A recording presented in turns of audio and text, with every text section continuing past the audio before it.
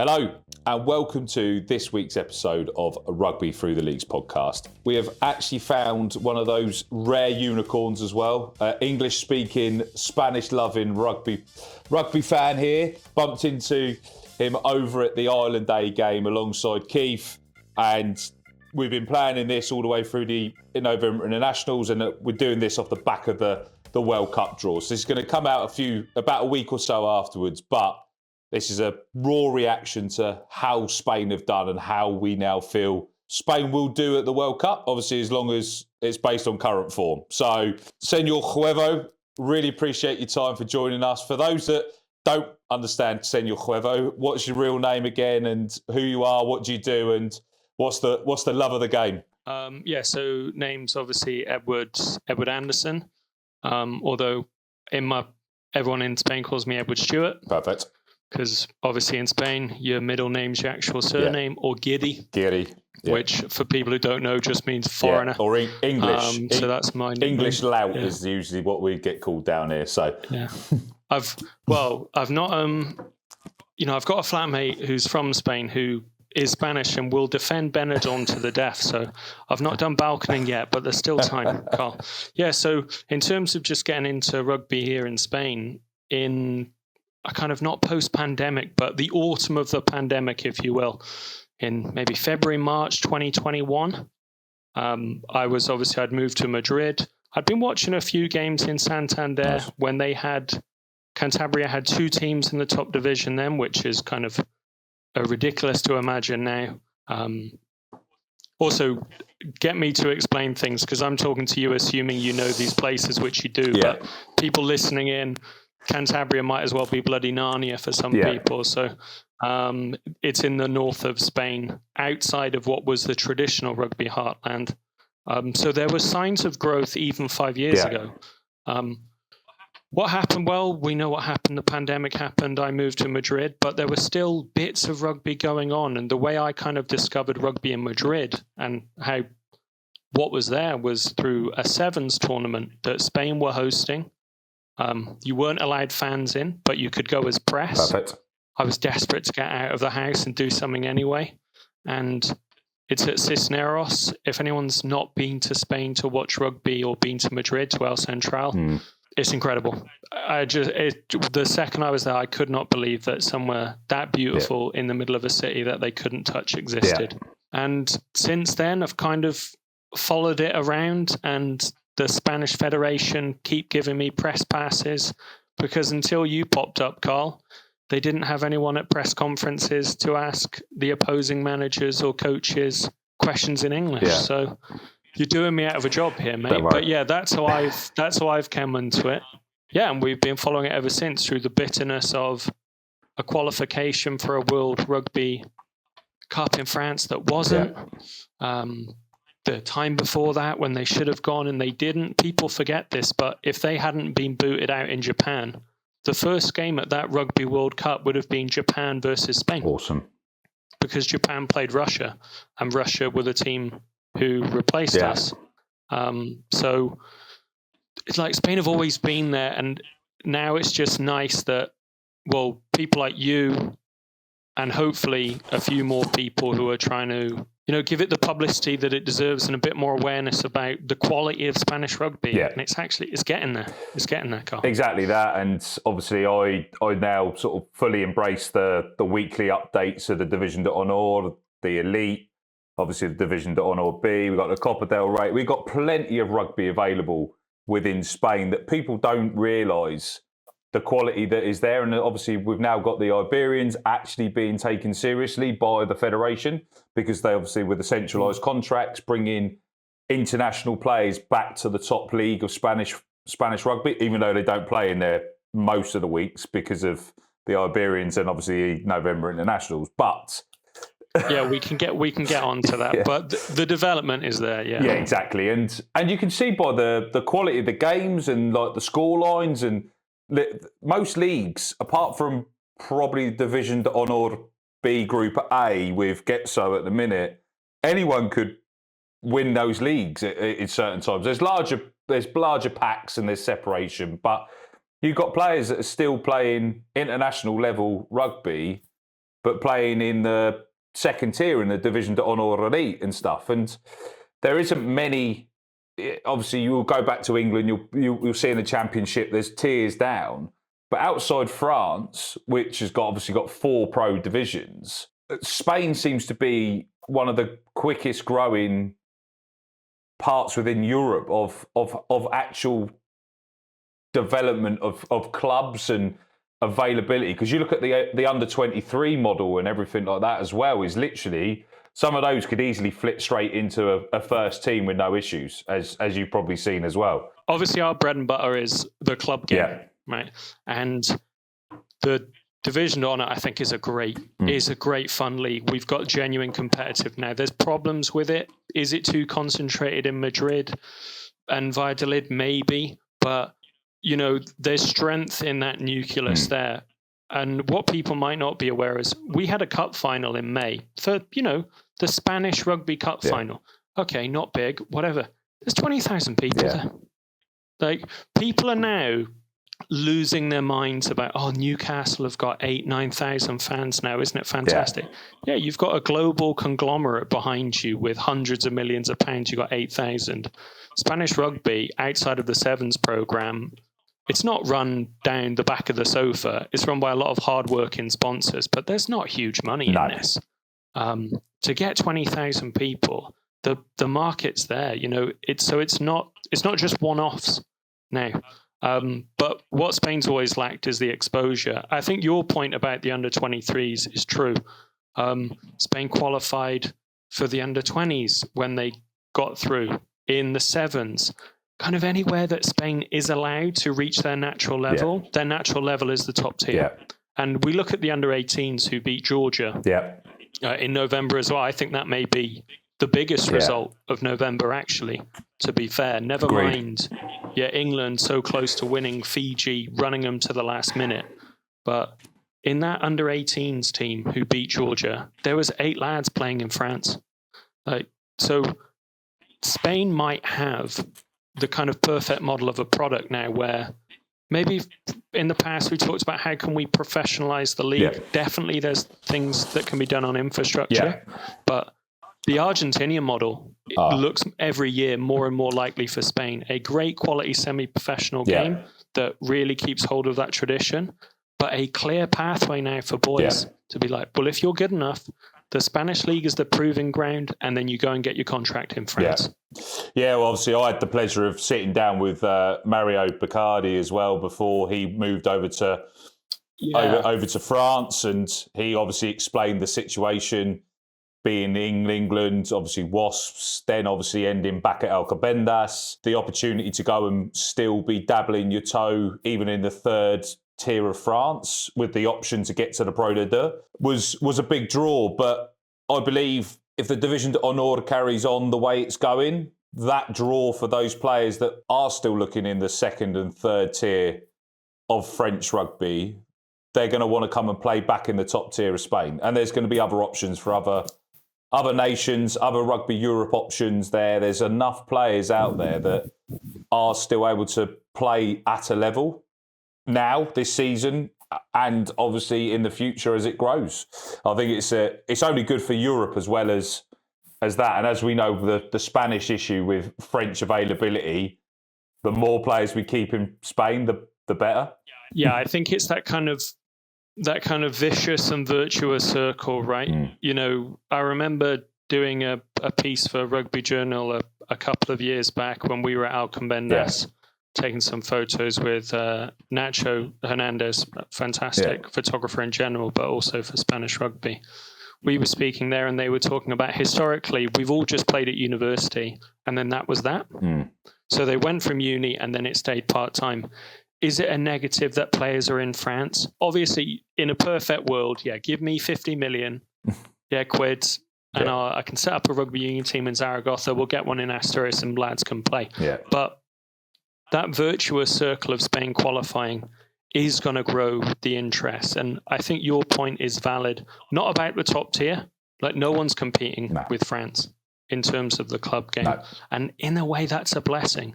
I've got no sympathy for people in England who whine about lads going over to France. I can't blame them. Or the lads maybe from Wales who are going to exodus. It's like, you couldn't give a rat's ass when our players were never available for us. So, welcome to the new world. And what it has done now is it's given lads that were, as we can see, who were just as good as that under 18s and maybe under 21s, but after that, real life and getting a real job gets in the way.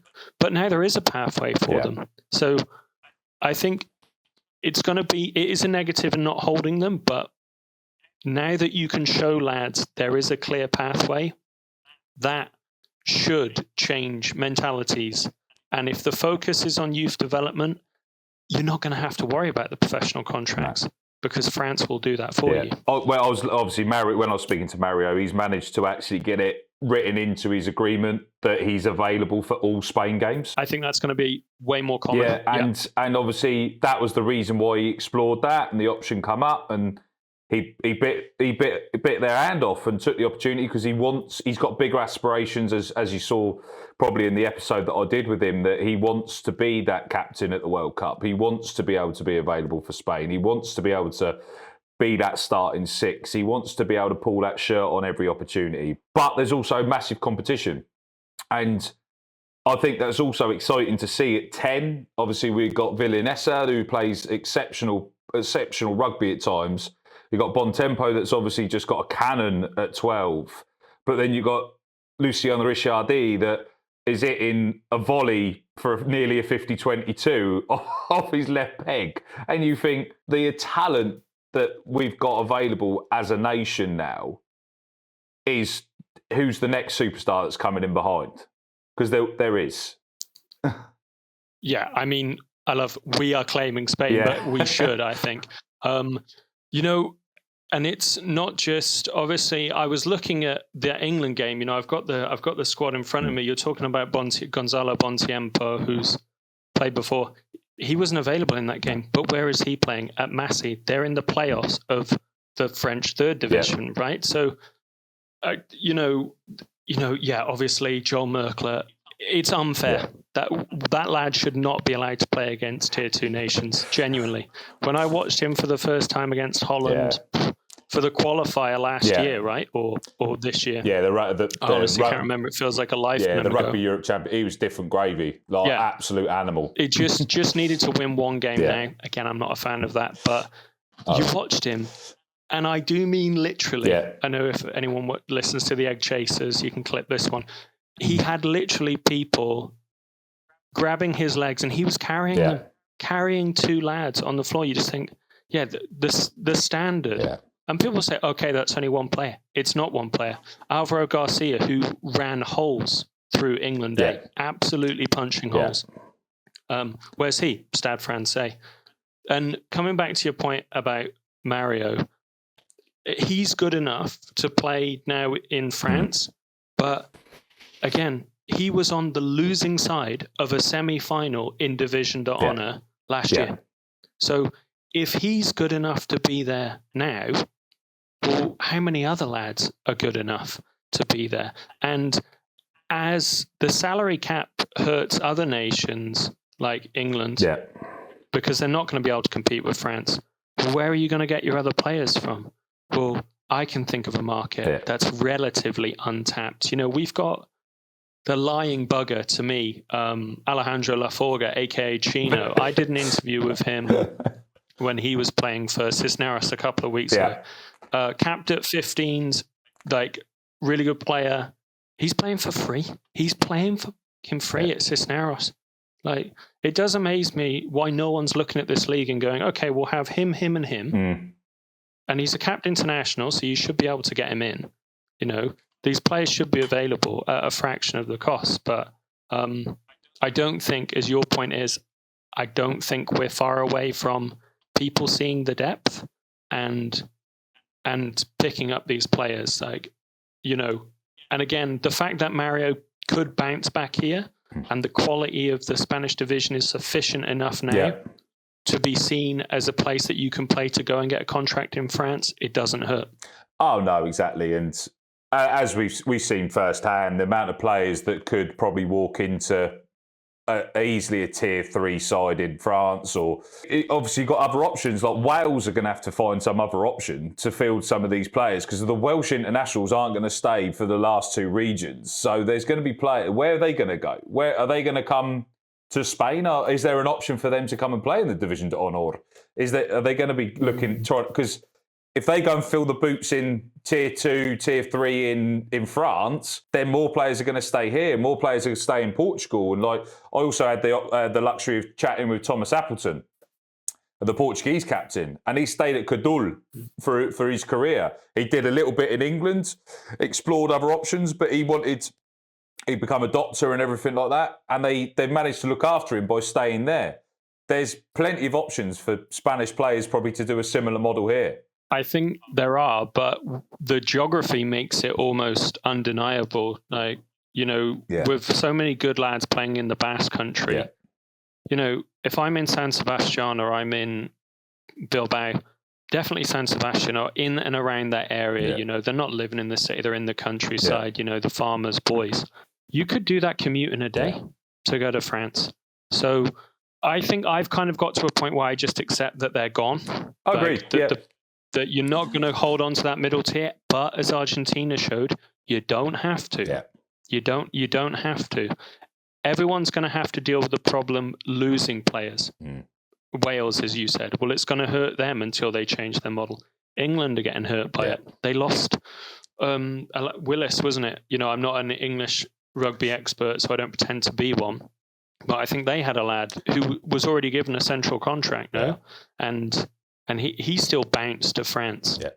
So I think the difference is, as the depth for teams like England and Wales weakens, because if they're not playing in that country, they're not available. And if you're on that edge of being available for an international, you're just going to leave and go and get guaranteed money.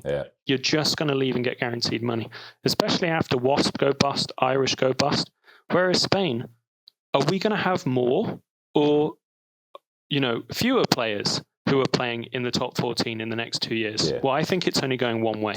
Yeah, agreed.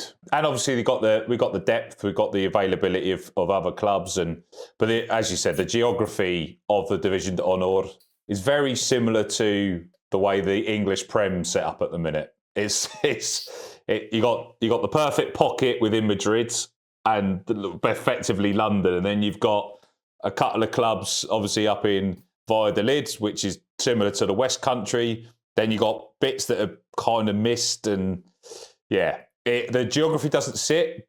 But the way that they're trying to set the new promotion relegation model out, that will settle itself out pretty sharpish as well. Yeah. So for me, in England, always more of a rugby league fan. Yeah, fair enough. Happy to say it. So it always, Spanish rugby always looks more similar to rugby league to me, in having, as you said, these kind of very isolated pockets of intense fandom. Like the fans here in Valladolid are just as passionate as you'd get anywhere else. In fact, even more so, because there's no glamour in getting pissed on in the middle of November in a fan zone that looks like a water park. But they're still there. On the model of 210s, I think, who wants to talk about franchising? No one. Okay, fine. But when you've got a city the size of, say, Zaragoza, which has got 500,000 people, for people who don't know, it's directly in between Barcelona and Madrid, and it's probably going to be, with the available land, with the data centers, it's probably going to be the fastest growing city outside of those 2 places in Spain. There's almost, I'm not saying there's nothing, but there's no team at that level. As I said before, we lost 2 teams in Cantabria. You got Phoenix fighting in the División de Honor Elite and doing well, but are they going to be that next level up? Probably not straight away, but they've got a good enough sort of team banging the drum. But as you said, there's normally a couple of teams there. You've got, and as we've seen all the way already through the transfer window, effectively this season, you got players that do well in the División de Honor Elite already snatched and grabbed. One lad got taken from the División de Honor B, and he's now playing for Ciencias in the División de Honor. And you think, hold on a minute, where's that come from? I think the other reason why I consider it similar more to rugby league is the lack of infrastructure for a lot of teams. The player base is there, but even Barcelona rugby, they're playing in I don't want to say like a park pitch, but it's not far off, and I can't blame any lad. I've not played rugby. You've played rugby, at a higher level, if you will, but I'm just an ex-football fan. I came from Shropshire. Rugby was not a big thing. Then caught a bit of rugby league. So, and this is why getting to a World Cup, not to bring it back round, but it's so important because of the level of exposure that this could get for the sport. Okay, if it was France, it would have been perfect. Same time zone, easy for fans to go. We'd have been the exciting, colourful team that everyone's talking about. But the fact that Spain qualified and then a week later they were on, what's that bloody TV show called? It's on that man who dresses TVE or something. And there's La Dos. No, I'm talking about the chat show. The chat show, which had about 1 million viewers. Spain's on there doing a mock scrum. In that 1-2 minute clip, that got more coverage for the sport than it's had in 4 years. So qualifying gives the exposure, and it's, how do you look at it? Do you look at it as a chicken or an egg? Okay, those young lads who are playing, you might lose them if you're, say, Zaragoza, but would they be coming? Were you more likely to get them if they couldn't get a career in France or if they could? The fact that there is now a pathway should make it a hell of a lot easier to keep hold of these lads till they're adults, because we used to lose all of these lads, not to rugby, but to another job, because there was no money in it.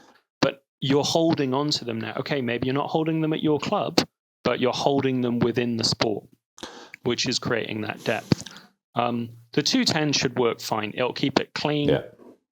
We can come on to why I think maybe the Rugby Europe Super Cup probably is not the way to go anymore. Some of that's TV, and some of that's, I think Spain are just above that level now. But this is your show, Carl. So you lead us. So I obviously know a few people within Rugby Europe as well, and I don't know if I should be probably saying some of this, but the expiration date... Just use the word allegedly. Yeah, so the expiration date of the Rugby Europe Super Cup may not be very long-lived because of how poor it's been viewed. It's not been taken seriously. Obviously, the Black Lions dropped out. Other clubs signed up for a certain period to make it feasible this season. If that doesn't project the way that they've hoped, does that continue? Is it probably best to view that more as a development nations model rather than worrying about the likes of Spain, Portugal and Georgia? Do you leave that sort of to the other nations that won't have the availability of a decent under 20s or under 18s, or have got an option to be? It's effectively an A team, but it's not an A team because you're playing all your main players. The people that I've spoken to, the plan for the Rugby Europe Super Cup from Rugby Europe and from World Rugby, who are funding it, was basically that this has got to be utilised as a development, not you put your strongest team out and then they go and play in the Rugby Europe Championship. Yeah, and I think maybe Spain are just a victim of timing as well. If Georgia had still been in with the teams you have now, okay, these are I think you could say they're legitimate games. 100%. But we also have to look at it from a product perspective, right? When were the games played? 6 o'clock in Palencia on Friday. I cannot get to that game. I'm based in Madrid. I'm always probably going to be based in the north of Spain. You're down in the south. So it's really difficult. Also, the other thing we have to realize is Movistar are not paying for it. No. That Movistar are covering División de Honor. Right? Which is huge for the game. For people who don't know what Movistar is, think of it kind of as, I would say, Sky Sports in the late 90s, early 2000s. It's largely got most of the sport. Okay, boxing and maybe other things are on DAZN, but Movistar are giving Spanish rugby a game every week on TV as a fixture. And what did we do the first week of the season? Well, none of the best players who are Spanish internationals who play in Spain were available because they were playing in this. Yeah. I think we've just surpassed it, in an honest way, and it happens, I think playing in Division Honor, as you've said, in terms of the quality of the competition, is better than what they're going to get playing in the Rugby Europe Super Cup. That's a product we can control and we can sell. Yeah. Right? You can build a narrative every week through the season, having these boys available, and it becomes a cyclical thing. Starting the season with a bang and then having those lads taken out, not great. I can get the argument that it's giving them a kind of professional development. It's bringing those players together. And Pablo Borda, who is the Spanish coach, when he picks his strongest team, they're all coming from France anyway. I don't want to keep going on about France, but it's the kind of, it's the center of gravity that's drawing everything into it. And I think having a product that we can control, which is Division on it, and making that as good as possible, and actually having a neutral venue for a final, and then saying to lads, go and get your contract in France if you can. I think that's far more long-term viable because it doesn't depend on World Rugby. And we've seen that when World Rugby has to choose between appeasing Tier 1 nations or keeping funding, that we already know the decision that's going to be made. It's going to America. So, it's going to go to the MLR. Yeah, that's crazy. That's absolutely crazy, isn't it? Six clubs being held together by 250 million. Great work. But we also need to remember a portion of that money is not actually going to America. It's going to Tier 1 nations to host games in America, which is doubly bad. Yeah. I mean, I did ask this in the press conference with Pablo today, or if you're listening to this last week, when we've got Argentina in, we've got Uruguay in, we've got Chile in, we've got Spain in. I think that's the most Hispanic teams there's ever been. Don't quote me on that, but I think if it's not a draw, then it's certainly up there. But Argentina v Spain is only the third Hispanic game that has ever taken place at a Rugby World Cup. Yeah. That's going to be the only third one. But that's where the growth of the sport is. 100%. You can have an amazing competition there in a couple of years. Chile with Uruguay, with Argentina. Okay, if it's an Argentina A team, fine. What I would really love to see is basically a 5-team tournament, and Spain just gets in it. We do it in July, bin off the nations thing. You have Spain, Argentina, play that game in Europe, Chile, Uruguay, Paraguay. That would be incredible. But yeah, I mean, we can come on to that. But I asked Pablo about the kind of Anglosphere centric nature of rugby union, which, okay, it's understandable. It's an empire sport. We get that. But I don't see how the growth of the game is in the United States. You've put a lot of money into it. You're still putting a lot of money into it. I mean, we can come on to the draw now. Yeah. They're not getting out of that group. No. They are not getting out of that group. No. Who have they got? Japan, Samoa, France, right? Yeah. Yeah, you're gone. You're gone. I mean, they're not even going to make a whisper. Even in current form, they are dreadful at best. Apart from they actually finally turned up against Georgia. They gave them a bit of a rattle, and then obviously they did but it was a very limp reaction to what they had in the Nations Cup. They had a poor run of form going into everything else. But the problem is everyone thinks that America's just going to grab rugby like it has the NFL. And that's going to be the be-all and end-all. We're going to save rugby through... Americans don't...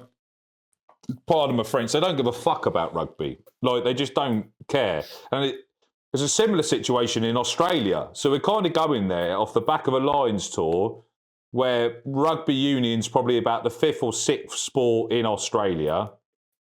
A lot of people that I know went down there didn't even know that what the Lions was. They thought it was something else.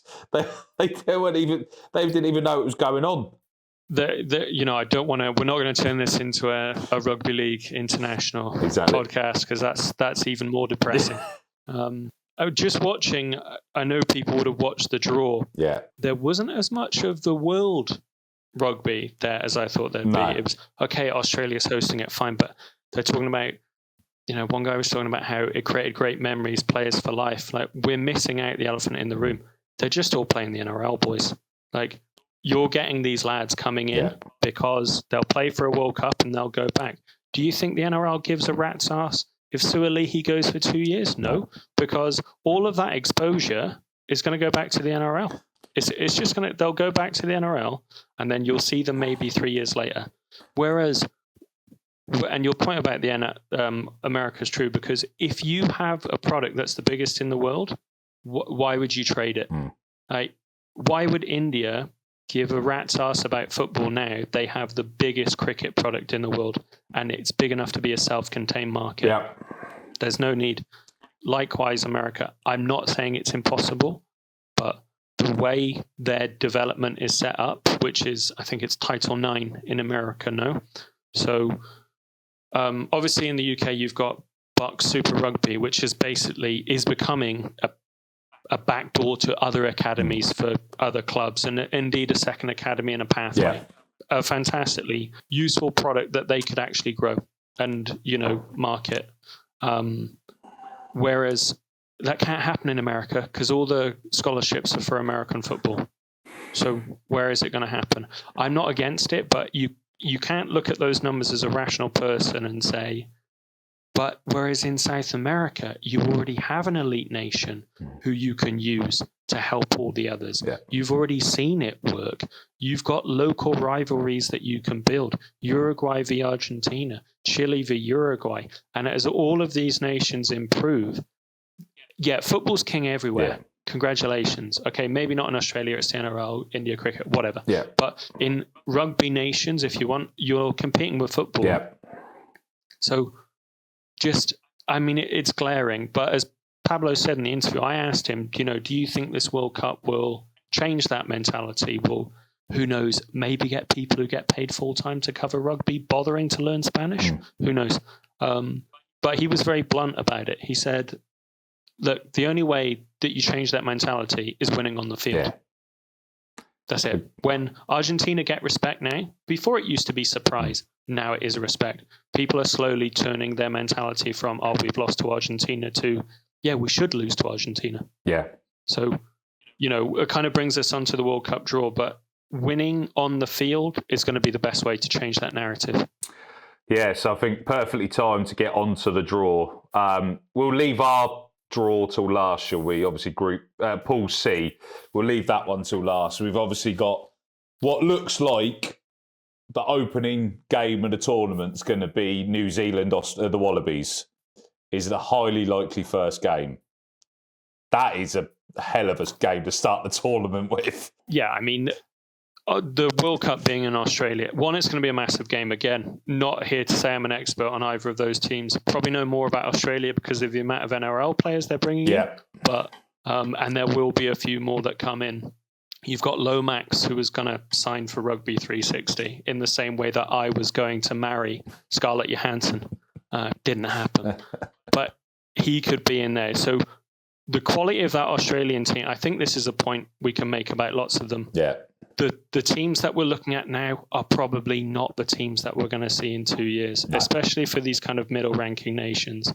But that'll be fantastic. And this World Cup plus the Lions Tour, it is keeping Australian rugby on life support. Yeah.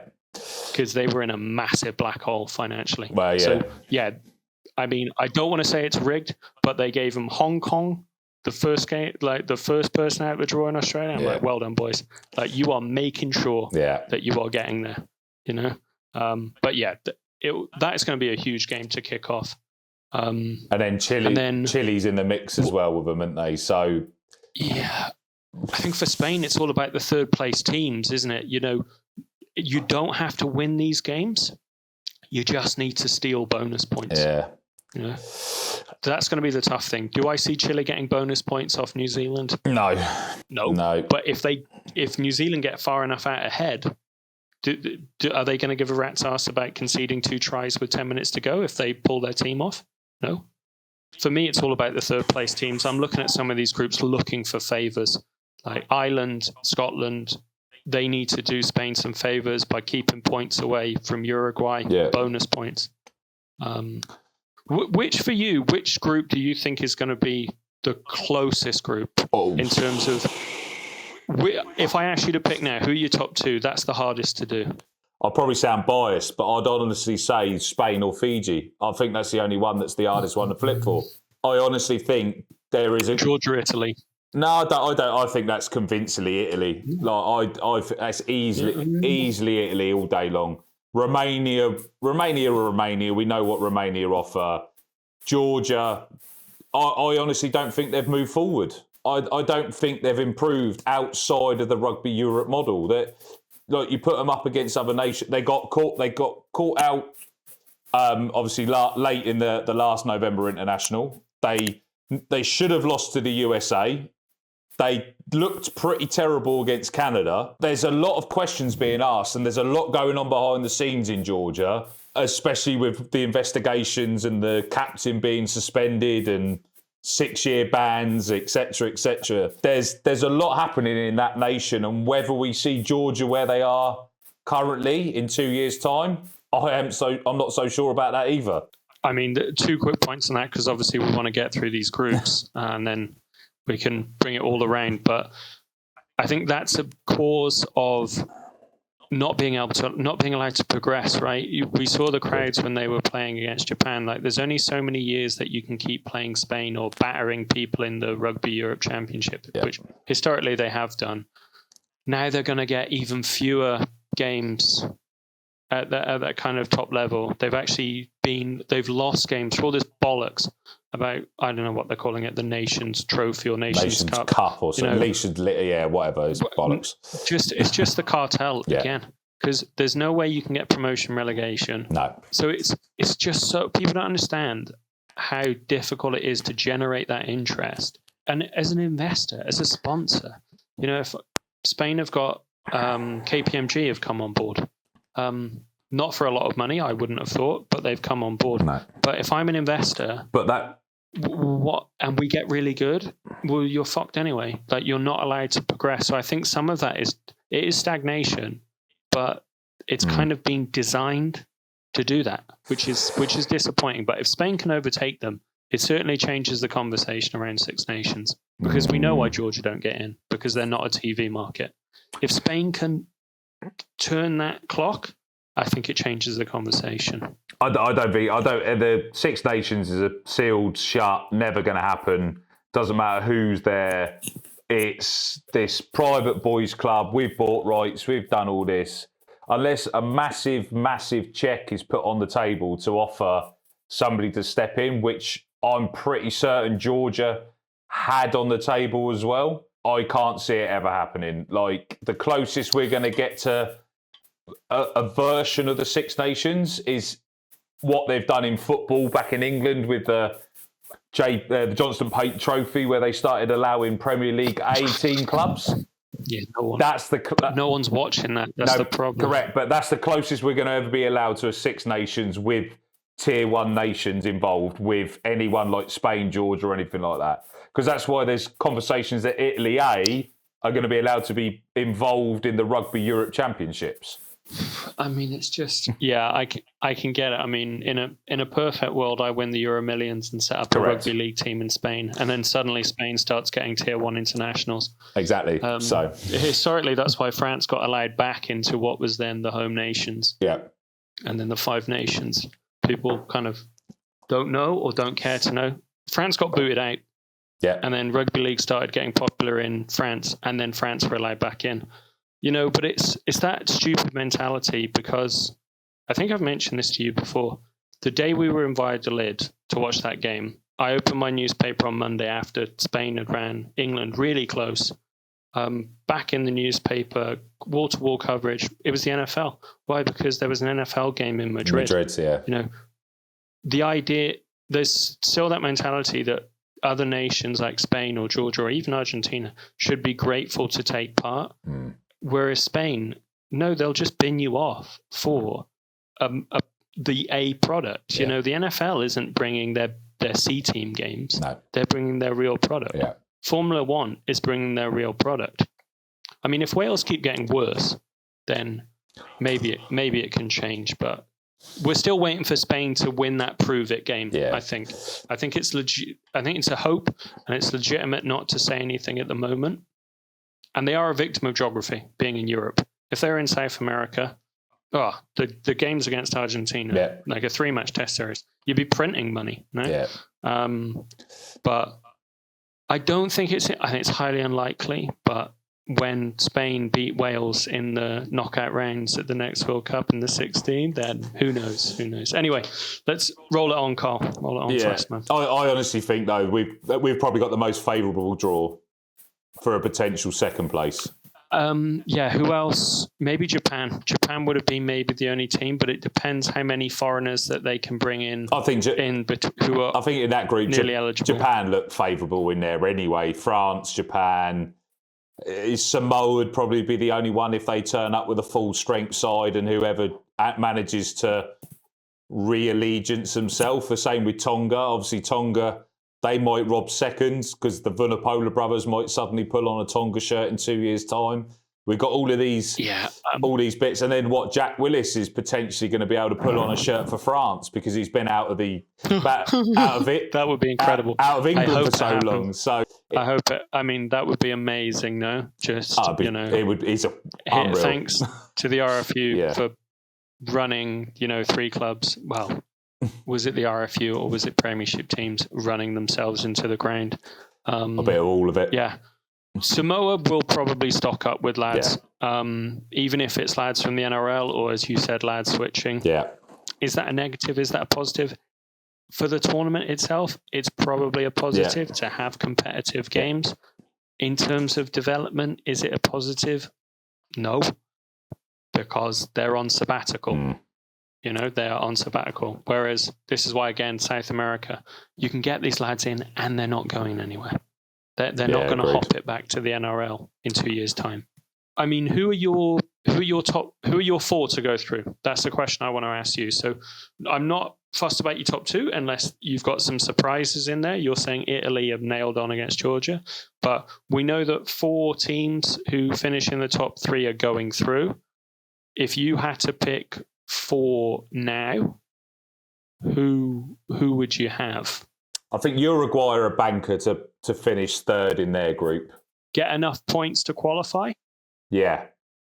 Yeah, I think they do. I think they've already beaten Portugal.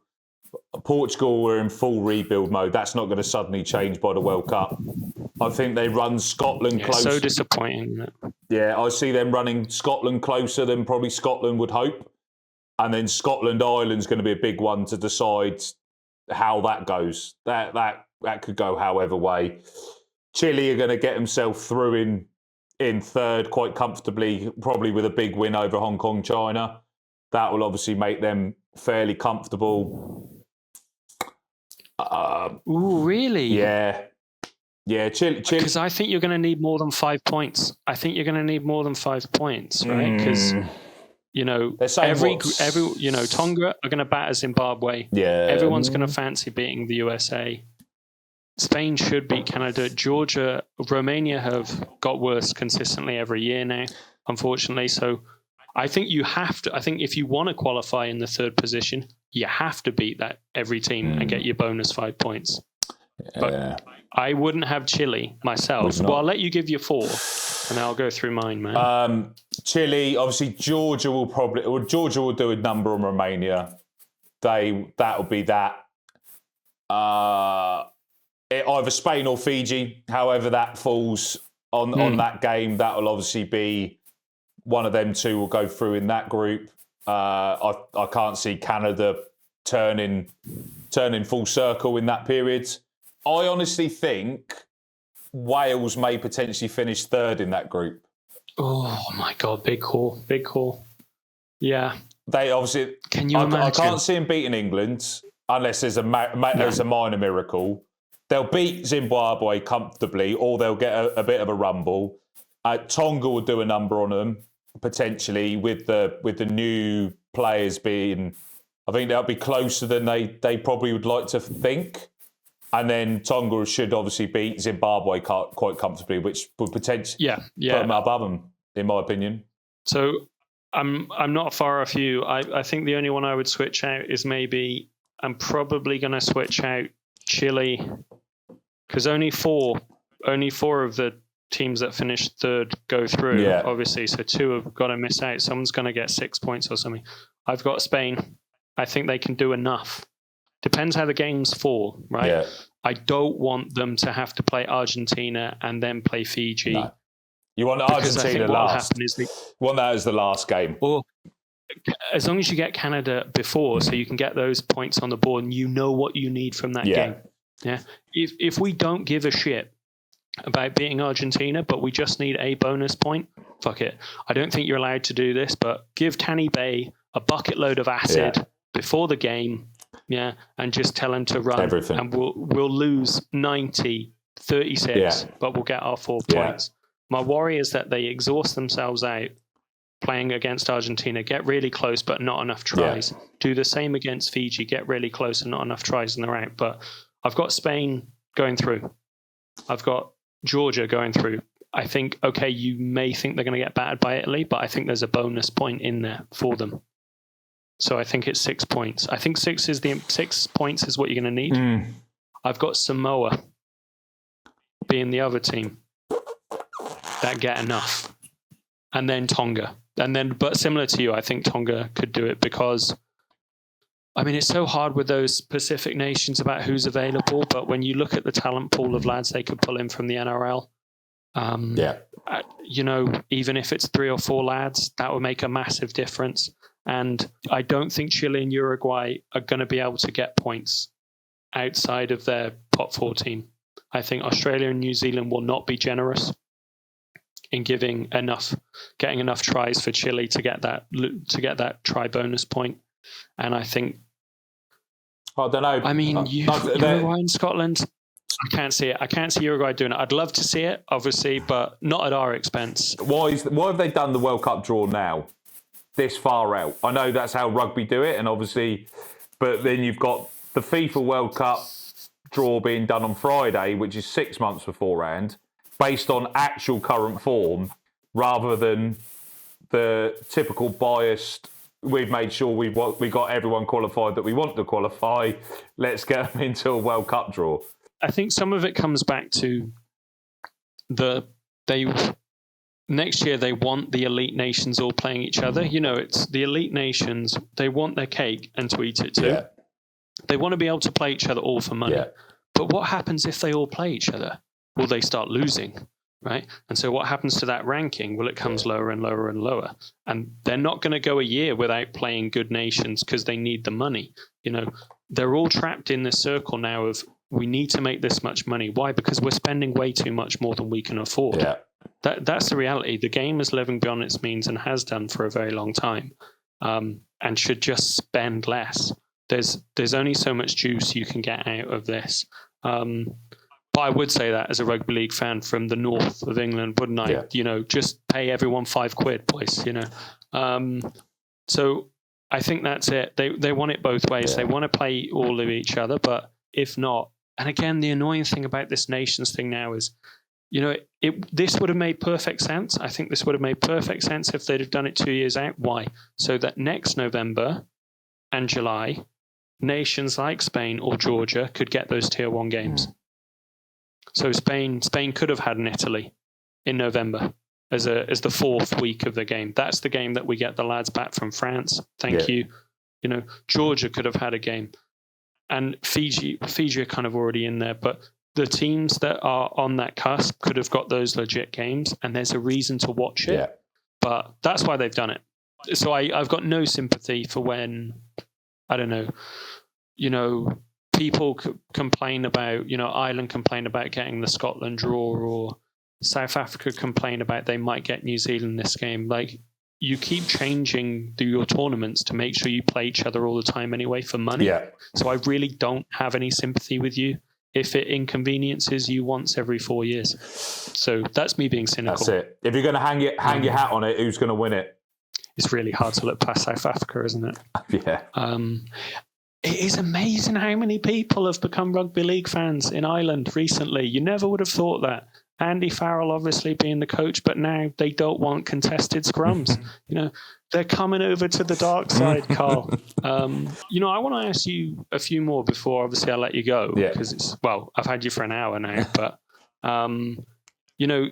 you played in the UK, obviously you played in England you were in Pompey, no? Yeah, Portsmouth, yeah. Down Gosport, so just across the little water.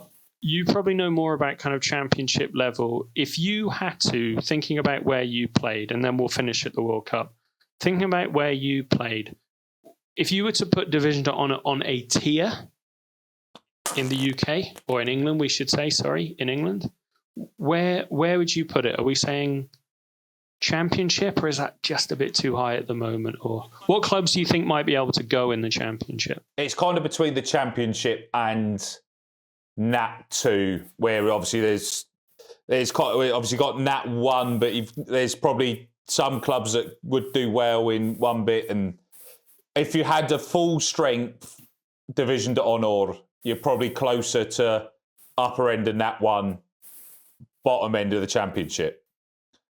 But in the current stability where most of the internationals are away, you're probably looking closer towards mid to lower Nat 1, some Nat 2 teams, because you got Nat 2 teams that have got international players still rolling around in. So like down in Camborne, you've got Sam Matavesi rolling out as their DOR, playing week in, week out, rather than playing hooker, I believe the Navy hooker plays for them as well.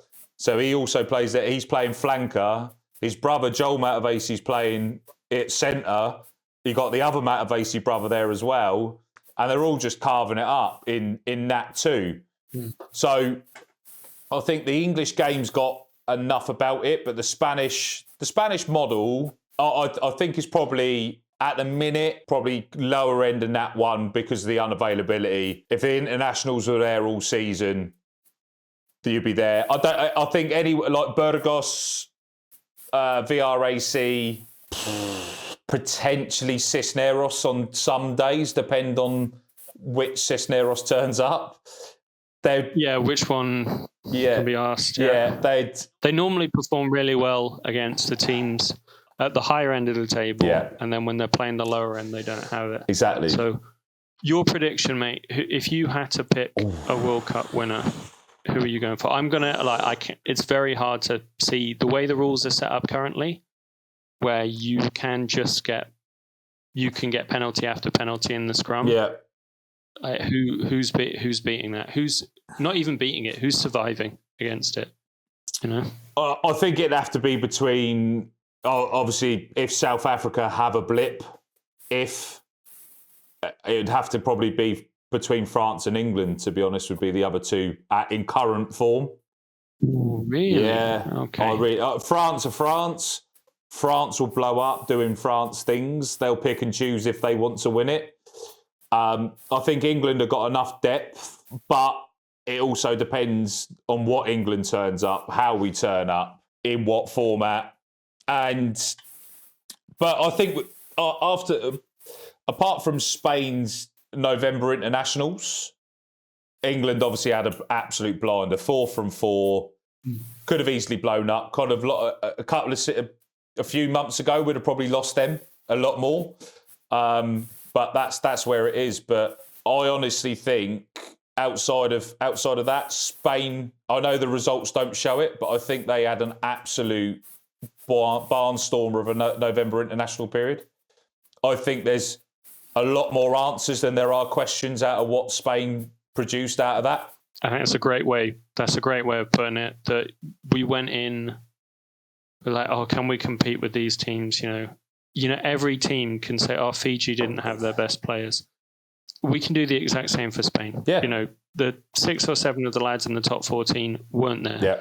And they're taking it to the end. In terms of what I like, which was a change, what would have concerned me is the way they played against Ireland. And that was a very experienced Ireland A team. Yeah. And they did get tonked. Yeah. That it was and it was not good to watch. It was a great day. Like off the field, they got it right. I think it looks good on TV. The officiating was terrible. That was probably one of the worst officiating displays I've seen in a long time at international level. On both sides, don't get me wrong. I thought the official on the day was horrendous.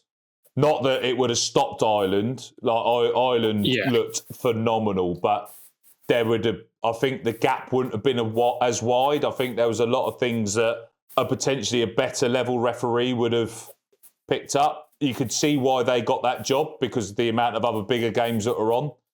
That's how I viewed it from pitch side. Like watching some of the breakdown stuff, the amount of stuff that was missed. There was the absence of the TMO.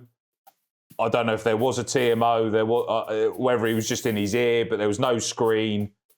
It was a pretty poor display. But not take anything. Ireland were phenomenal. Ireland could have gone through another gear.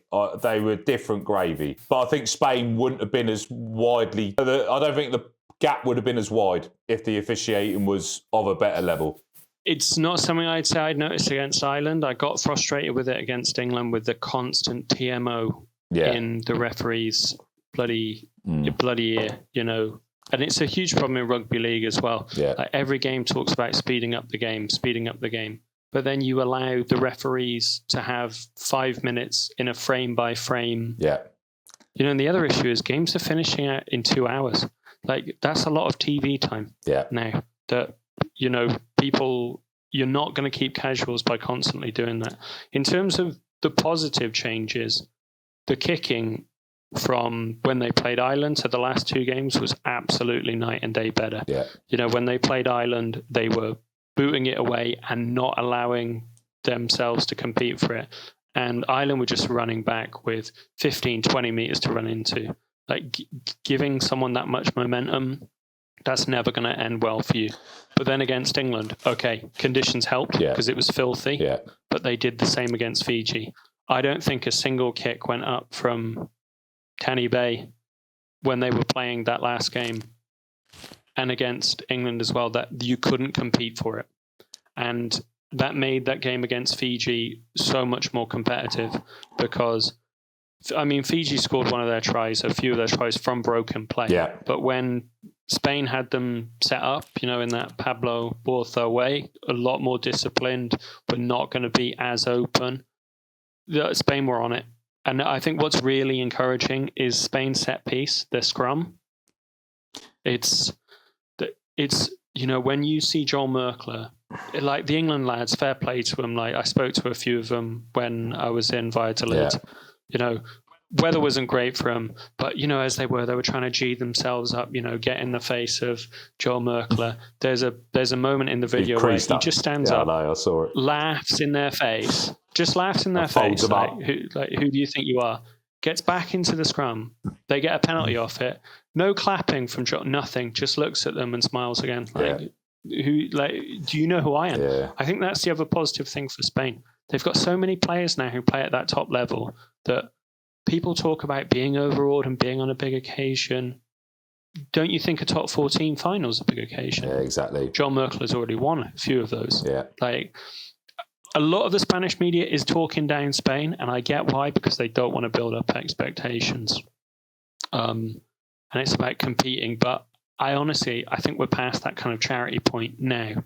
I think Spain, I hope, right? Of course I hope, but I look at the way they performed in terms of competing for the ball, a really strong set piece, which just gives you such confidence, right? If you know that you're going to be competitive in a scrum, if you know you've got lads who can carry it well and get you out of trouble, if you know you've got someone like Tanny Bay who can take off out of nowhere and maybe sneak you a try, then when you're looking around the field, I mean, you've played, you probably, if you've got a guy who you know is not very good, you probably try and overcompensate for him, right? You're probably going to try and do more to cover that lad, and that's where holes get made. Yeah. But you're looking around at this team, you know, you've got Alvaro Garcia on your left, you've got Joel Merkler on your right. You can trust that the lads next to you are going to do their job.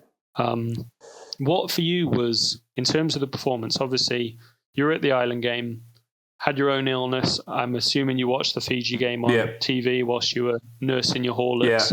For you in that Fiji game, because we're going to be playing them, what were your main takeaways, mate? Just the way that we were able to spread the play, like the try that Chino scored in the corner, where he managed to, he just kept drifting out of the eyesight, and everyone could see it. Like I could see it a mile off. Tanny Boy saw it. Rather than just pushing it early, Tanny waited. It got a couple more, but we also run the risk of at the pick and go times, we potentially go one or two too many times. I get where we try to play that way because of the physicality, but that comes with experience at that level. Sometimes you, depending on the official, you'll go one or two too many times and you'll potentially hold on too long or etc. But to see that opportunity and be able to throw that pass across the line, that wouldn't have worked against any other team than Fiji, because Fiji weren't expecting it because they'd have done it themselves.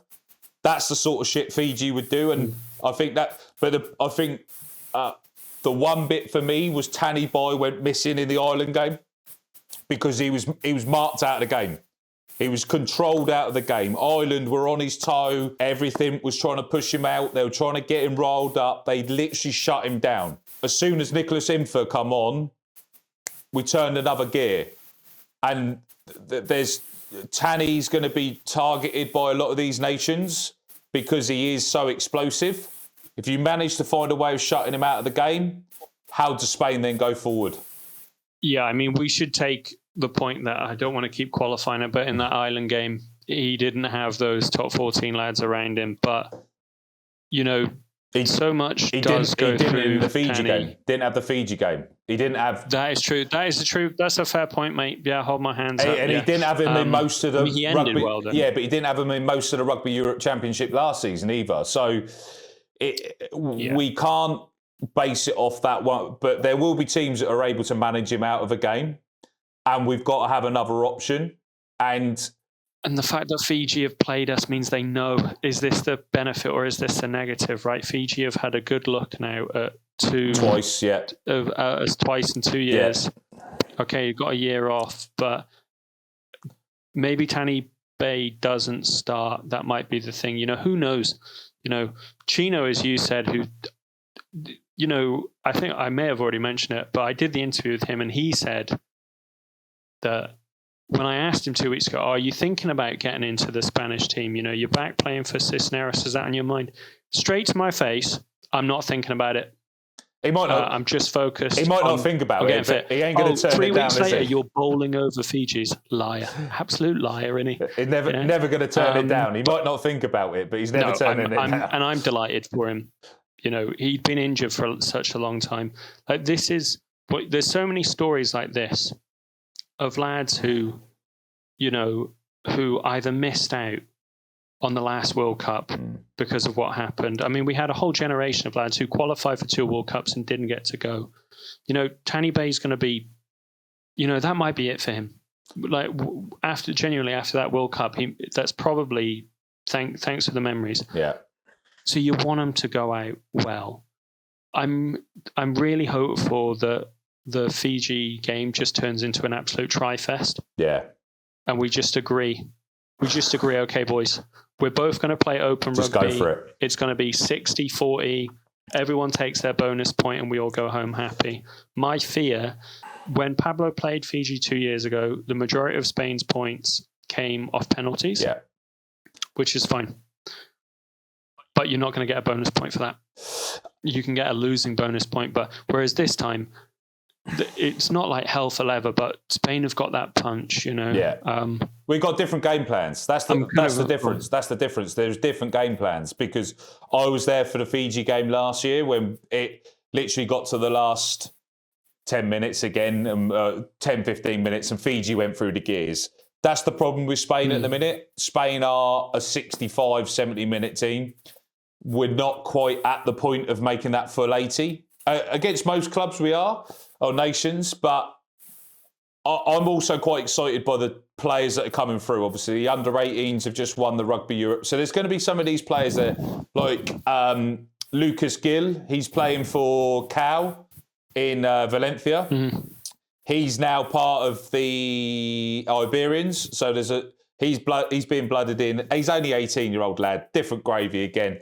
The only thing for me was with Chino.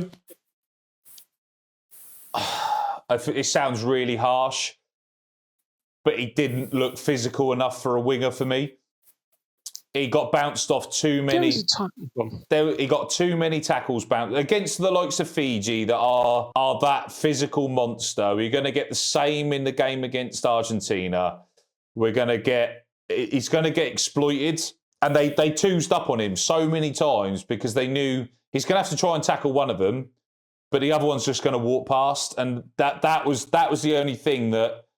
When you've got Alberto Comano that's playing in, he's over in France. He wasn't available for the last game, but he can play anywhere along the back three. He's a exceptionally good player and a great option to have. But Chino. But this is the thing. It's like the competition, as you mentioned at the start. This is why it's to be really positive. Like the competition is there, and where's it going to be in 4 years? When all of those boys from the under-18s, they're 22, they're 23. I mean, we forget Joel Merkler, although he looks like a 50-year-old man who ate his younger brother, and that's why he's the size of two men. He's in his mid-20s. Yeah. Like, you've got a lot of these boys. Okay, Alvaro, the Jan Sabala, who is the captain on the call today, he'll probably make another World Cup. Like Alvaro Garcia is gonna make another World Cup. Yeah. So I don't want this to be like, oh, we're glad to be there. I'm not. I think if Spain don't qualify for the 16, it is a disappointment. Yeah, I'm happy to say that. I'm not. I don't want to be one of these people who, oh, what a shock. It shouldn't be a shock anymore. I don't think. And when we spoke to John, he was happy with the group. Yeah. Like the captain was happy because they're not thinking about a holiday. No. A lot of the Spanish press were like, oh, you could have played New Zealand, you could have played South Africa. They're not going for a holiday. No. These boys are thinking about qualifying. And that's kind of where Spanish rugby is now. No, it's good.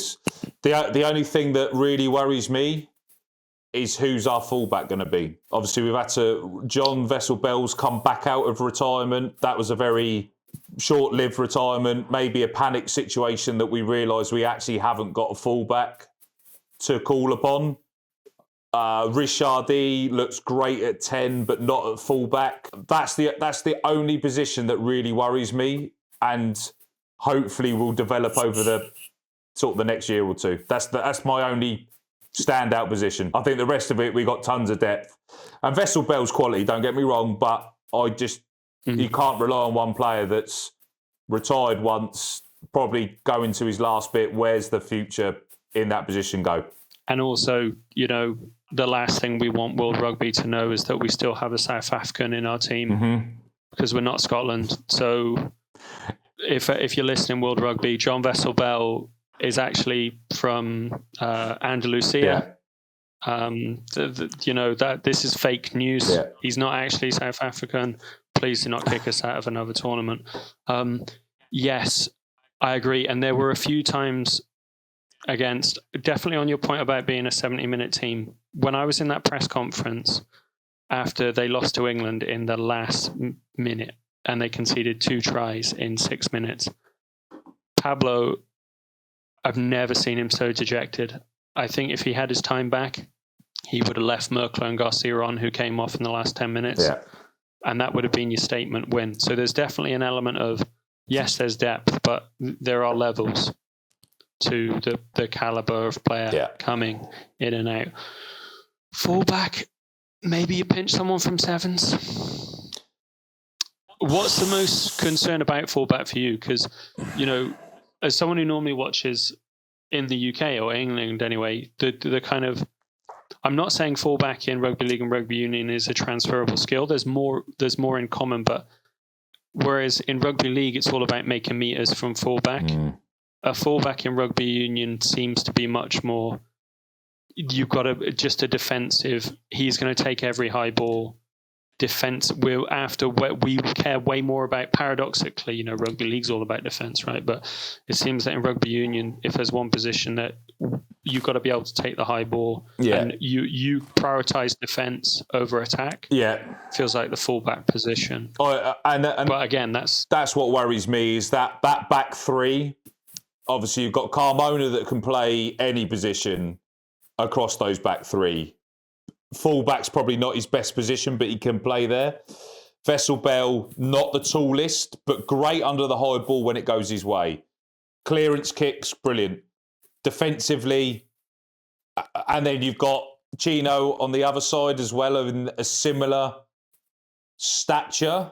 That's my only concern from me being from coaching, playing. Maybe it's a bit small. It's too small, in my opinion, to have two of those players.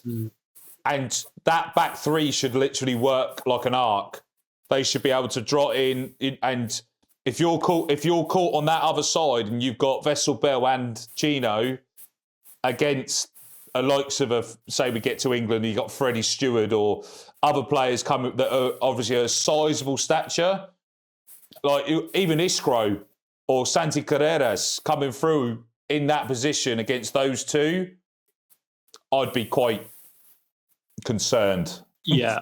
There's kind of a thing for motorsport which I don't really watch a lot of, but they talk about who are you racing, if they're on a different strategy, changing tyres, whatnot. If we're playing England at the World Cup, I could play whoever you want. Yeah. Play dwarves, play 4-foot dwarves who run like pacemen, because you've had the greatest World Cup of all time. Yeah. And everyone's going to be talking about you. I'm more interested in the bonus point against Fiji. So I think it's a different conversation maybe if you get to the 16 or games against Canada where it's just about the win. Yeah. But if you're targeting a game where you're going to get that bonus point, Fiji are going to play open. You hope. Do they know another way to play? Probably not. So you'd hope they keep it open. But if they keep it open, that's going to give you chances. Losing by 40 points but getting a bonus point is the priority. So for me, I would sacrifice for that one game. I'd sacrifice the defensive frailty. I'd happily trade, him giving up 3 tries if he can get us 2. Yeah. Because I think that's the main thing for me. But yeah, there's plenty to be excited about. I think. And as I said, there's more answers than there were questions out of it. And I honestly think we probably had a great November internationals. We've got a great draw in front of us, a growing product, a growing development model. And there's a reason why we sit here and wax lyrical about the Spanish game from being inside it, because it is something. It is better than some of the products out there. It's not the finished article, but when Spain go for something, they don't settle for bullshit, do they? They don't settle for they go for the top. You look at the Spanish football, you look at everything else they go for, they make a proper statement. And once this is bought into by the mainstream, by the most people within Spain, this game here may know no limits. But we just got to get through that barrier. A final point from me, and then I'm going to bugger off to bed myself, to bring it back, every time that Spain have been allowed to compete openly, they've always gone to the next level. Yeah. They've always gone to the next level. Where it's the under-20 championship that was set up in a playoff to basically protect teams like Scotland who couldn't get relegated. And when Spain had promotion relegation, they got in. So they're in there. Under 18s now, they're beating Georgia. The Sevens, when that program started, last year, they were the runners-up on the circuit. So every time that Spain gets an opportunity, it tends to take it. And we've just got to hope that in 2 years' time, Spain take this opportunity. I completely agree. I think it's probably the perfect note to leave that on, Ed, and really appreciate your time. And for everyone that's joined us, obviously we've got everything on Rugby TTL. This is going to be shared on YouTube. We'll be able to share Ed's channel. You're predominantly on X under Señior Huevo. Are you on any other channels? Señior Huevo, SNR Huevo. You'll find it. We'll put it all in the links. But if any of you suffered through an hour and 25 minutes of my face, well, you're the real heroes, guys. Yeah. So Thanks for your time as well, Carl. No, thank you. And hopefully we can get a few more of these in this season. And for everyone that wants to keep abreast of everything we do, we're on Instagram, all the other platforms. We'll share everything that Ed does as well. And I hope you enjoy everything we do. And we'll see you on another episode soon. Cheers.